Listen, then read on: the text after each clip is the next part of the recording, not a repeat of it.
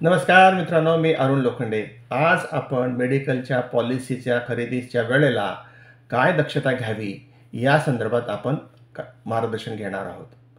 80% लोक हे medical policy फक्त प्रीमियमचे अमाउंट बघून खरेदी करतात आणि त्याच्यामुळं ज्या वेळेला मेडिकल बिलाचा सेटलमेंटचा प्रश्न येतो त्यावेळेला त्या लोकांना हे लक्षात येतं की मेडिकल बिलाची प्रीमियम कमी जरी असला तरी मला मेडिकलच्या बिलाचं रिम्बर्समेंट फार कमी मिळालेलं आहे.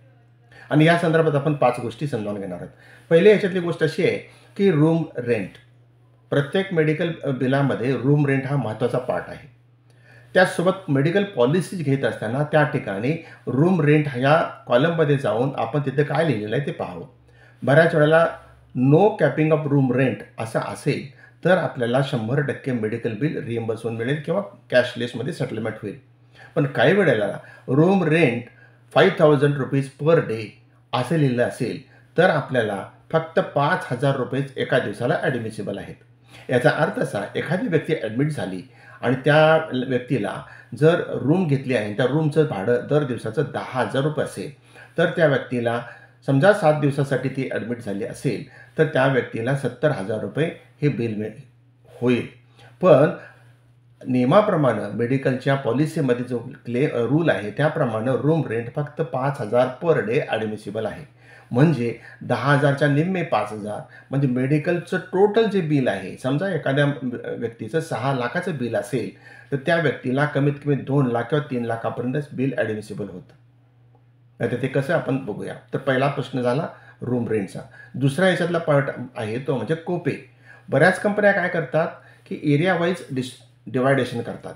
म्हणजे टायर 1A दिल्ली आणि त्याच्या आसपासची मेट्रोपॉलिटन सिटीज, टायर 1B मध्ये पुणे, सुरत, बडोदा, अहमदाबाद, मुंबई ह्या मेट्रोपॉलिटन सिटीज आणि टायर 2 म्हणजे रेस्ट ऑफ स्टेट्स, इंडियातली इतर शहरं.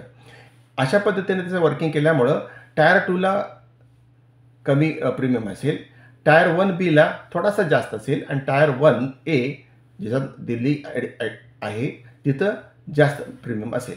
जर एखाद्या व्यक्तीने तो सुरतमध्ये राहत असेल किंवा पुण्यात राहत असेल आणि टायर 1A जर घेतलं तर त्याला संपूर्ण देशामध्ये कुठेही तो मेडिकल बिलासाठी म्हणजे मेडिकलचा ट्रीटमेंटसाठी ॲडमिट होऊ शकतो आणि 100% त्याला बिल मिळू शकतं.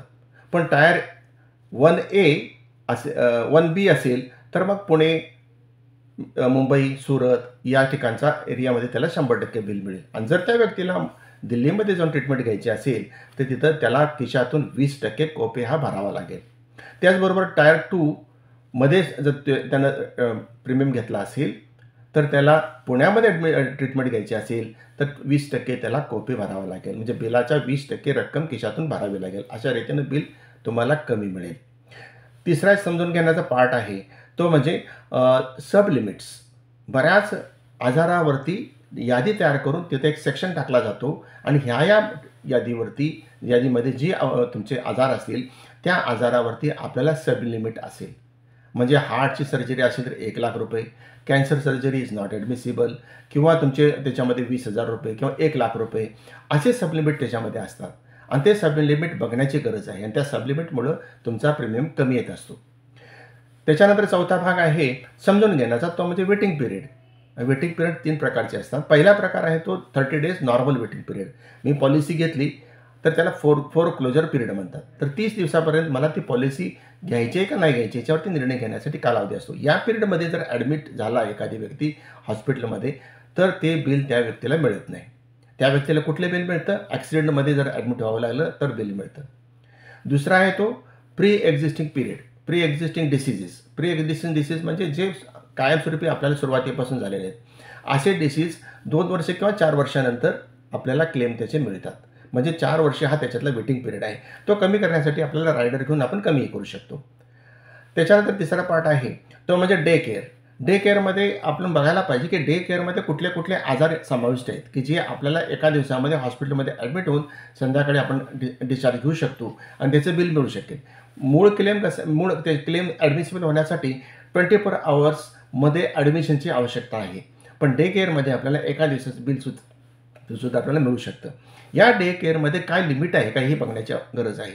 जसं की आपण डायलिसिस असेल तर त्याला काही लिमिट असेल, कॅटॅरॅक्टचं ऑपरेशन असेल तर त्याचं काहीतरी लिमिट असेल, किंवा किडनी स्टोन असेल त्याचं काय लिमिट असेल, किंवा इतर कुठला आजार आहे की जो डे केअरमध्ये ट्रीटमेंटमध्ये ॲडमिसिबल होतो. तर ह्या सगळ्या गोष्टी बघण्याची गरज आहे. आणि सगळ्यात शेवटचा पार्ट असा की डे केअरमध्ये आपल्याला ॲडमिशन करण्यासाठी काय काय क्लॉज दिलेले आहेत आणि प्री एक्झिस्टिंग आणि पोस्ट एक्झिस्टिंग डिसीजसाठी काय आहेत. आणि याच्यातला 5वा पॉईंट असा आहे की तो म्हणजे हॉस्पिटलमध्ये ॲडमिट होण्याआधी काही आपण एक्सपेन्सेस करतो, ज्याला टेस्ट घेतो, ज्याला प्री हॉस्पिटलायझेशन म्हणतात. आणि हॉस्पिटलमध्ये ॲडमिट झाल्यानंतर आपलं बिल होतं आणि हॉस्पिटलच्या नंतर डिस्चार्जनंतर पुन्हा आपण काही टेस्ट करत असतो, काही मेडिसिन्स घेत असतो. तर प्री हॉस्पिटलायझेशन आणि पोस्ट हॉस्पिटलायझेशन असा पार्ट आहे. त्याच्यामध्ये प्री हॉस्पिटलायझेशन काही कंपन्या 30 दिवस ॲडमिट करतात, काही 60 दिवसाचा कव्हर देतात. काही कंपन्या पोस्ट हॉस्पिटलायझेशनमध्ये 90 दिवसाचा कव्हर देतात, काही कंपन्या 180 दिवसाचा कव्हर देतात. तर हा कव्हर जेवढा जास्त आपल्याला मोठा मिळेल कालावधीचा ते बघण्याची गरज आहे. तर हे झाले 5 गोष्टी ज्या आपल्याला मेडिकल पॉलिसीमध्ये बघण्याची आवश्यकता आहे. आणि हे गोष्टी 80% लोक बघत नाहीत आणि फक्त मेडिकलच्या प्रीमियमवरती फोकस करून आपलं मेडिकल पॉलिसी घेतात आणि मग बिलाच्या वेळेला त्यांना त्रास होतो. तर या संदर्भात अधिक माहिती आवश्यक असेल तर आपण मला कॉल करू शकता. माझा मोबाईल नंबर आहे 8956958683. पुन्हा आपण भेटू. खूप खूप धन्यवाद.